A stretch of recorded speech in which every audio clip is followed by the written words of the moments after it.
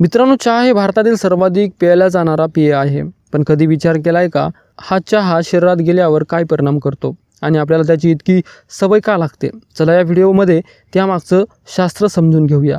मित्रांनो, चहा बनवायला घेतली की आपण आधी पाणी उकळतो, त्यात थोडं दूध टाकतो, मग साखर घालतो आणि शेवटी चहा पावडर किंवा पत्ती टाकतो. कधी वाटलं तर त्यात मसाला म्हणजेच आले, मिरे, दालचिनीसुद्धा टाकतो. पण मुख्य घटक चारच: पाणी, दूध, साखर आणि चहापत्ती किंवा चहा पावडर. मित्रांनो, आता हे सगळं एकत्र उकळल्यावर तयार होतो आपला मस्त वाफवता चहा. आणि हा गरमागरम चहा प्याल्यानंतर त्यातले सगळे घटक आपल्या शरीरात मिसळतात.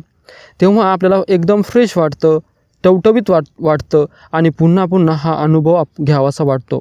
आपलं मन चहाकडे ओढलं जातं आणि हळूहळू आपल्याला चहा पिण्याची सवय लागते.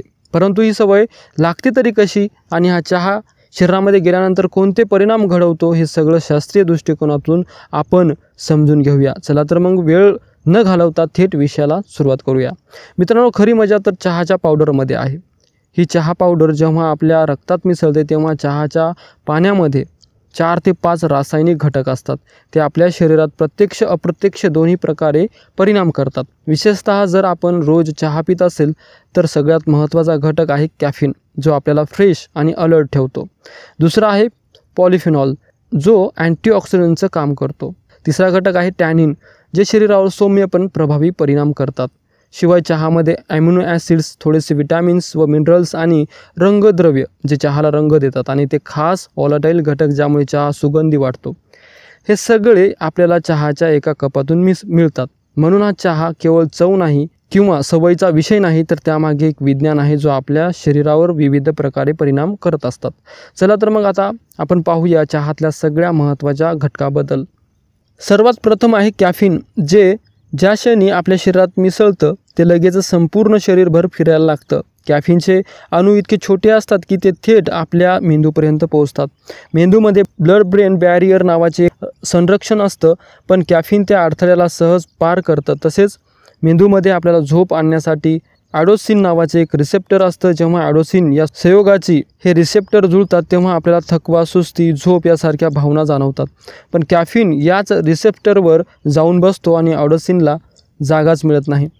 मग काही थकवा नाही, सुस्ती नाही, डोळे पटकन उघडे आणि शरीर सतर्क. म्हणून आपण रात्री जास्त जागतो तेव्हा चहा किंवा कॉफी जास्त पितो, हे त्यामुळेच. मित्रांनो, पुढचा घटक पॉलिफेनॉल्स. एक तर पॉझिटिव्ह गोष्ट आपल्याला समजली की चहा प्यायल्यामुळे शरीराला अँटीऑक्सिडंट मिळतात, जे कॅन्सर, डायबिटीज अशा अनेक आजारांचा धोका कमी करतात. म्हणजे जर तुम्ही रोज चहामधून योग्य प्रमाणात अँटीऑक्सिडंट घेत असाल तर शरीराचं रक्षण चांगलं होतं.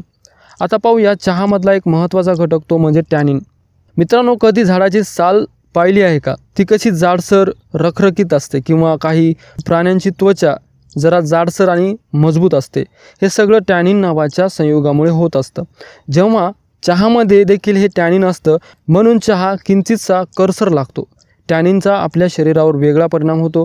शरीरात गेल्यावर हे आपल्या आतड्यांच्या आतील म्युकोस मेम्ब्रेनला टाईट करतात, म्हणजे आतड्यातील आतील भिंत जरा घट्ट होते. त्यामुळे जेव्हा टॅनिन जास्त प्रमाणात शरीरात जातात तेव्हा आयरन शोषण कमी होतं, म्हणजेच आयरन ॲब्झॉर्प्शन कमी होतं. म्हणून जास्त चहा पिणाऱ्या लोकांमध्ये अनेकदा आयरनची कमतरता दिसून येते.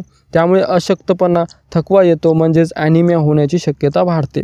फक्त एवढेच नाही, टॅनिनचा परिणाम तुमच्या दातांवरही होतो. जास्त चहा प्यायल्यावर दातांवर पिवळसर थर बसतो, याला स्केलिंग म्हणतात. म्हणून लोकांना हा त्रास होतो. दातांची चमक कमी होते आणि थोडेसे बेजान दिसायला लागतात. म्हणून चहा प्यायला हरकत नाही, पण प्रमाणात, कारण जास्त टॅनिनचा फटका तुमच्या शरीराला आणि दातांनाही बसू शकतो.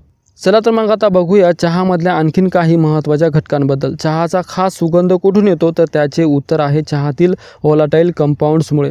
व्हॉलटाईल म्हणजे असे पदार्थ जे सहज वाफ होतात आणि आपल्याला एखादा सुगंध मिळतो. चहामध्ये अल्डिहाइड्स, अल्कोहोल्स, इस्टर्स आणि टर्पेन्स अशा व्हॉलटाईल कंपाऊंड असतात. हेच आपल्या चहाला तो छानसा सुगंध देतात. तर थोडक्यात काय, चहा फक्त पिण्यासाठी नाही, तर त्यात अनेक असे नैसर्गिक घटक जे आपल्या शरीरावरती परिणाम करतात. कधी चांगले करतात तर कधी निगेटिव्ह पण करतात. मित्रांनो, एकदम सोप्या भाषेत सांगतो, चहा म्हणजे अगदी चांगला किंवा वाईट असं काही नाही. यामध्ये दोन्ही घटक आहेत. मित्रांनो, चहा प्यायला की त्यातला कॅफीन आपल्या मेंदूपर्यंत पोहोचतं आणि काय करतो तर आपल्याला झोप येऊ देत नाही, मन अगदी सतर्क ठेवतं, अलर्ट ठेवतं. त्यामुळे आपण चहा घेतो तेव्हा झोप उडते. थोडक्यात सांगायचं झालं तर चहातलं टॅनिन पोटात जाऊन आयरन शोषणं थांबवतो. त्यामुळे जास्त चहा पिल्यास अशक्तपणा व रक्ताची कमतरता होऊ शकते. टॅनिनमुळे दात पिवसळ होतात. दुसरं म्हणजे पॉलिफेनॉल्स हे चांगलं अँटीऑक्सिडंट असून कॅन्सर, मधुमेह याचा धोका कमी करतो. चहात काही सुगंधी घटक व मिनरल्स असतात, म्हणून चहा योग्य प्रमाणात प्यायला तर फायदा आणि जास्त प्रमाणात घेतला तर त्रास होतो. तर मित्रांनो, तुम्हाला समजलंच असेल की चहा जर आपण प्यायला तर आपल्या शरीरात नेमकं काय घडतं. मित्रांनो, हा व्हिडिओ तुम्हाला कसा वाटला कमेंट बॉक्समध्ये नक्कीच सांगा. आणि मित्रांनो, हा जर व्हिडिओ तुम्हाला आवडला असेल तर व्हिडिओला एक लाईक करून चॅनलला नक्की सबस्क्राईब करा. धन्यवाद.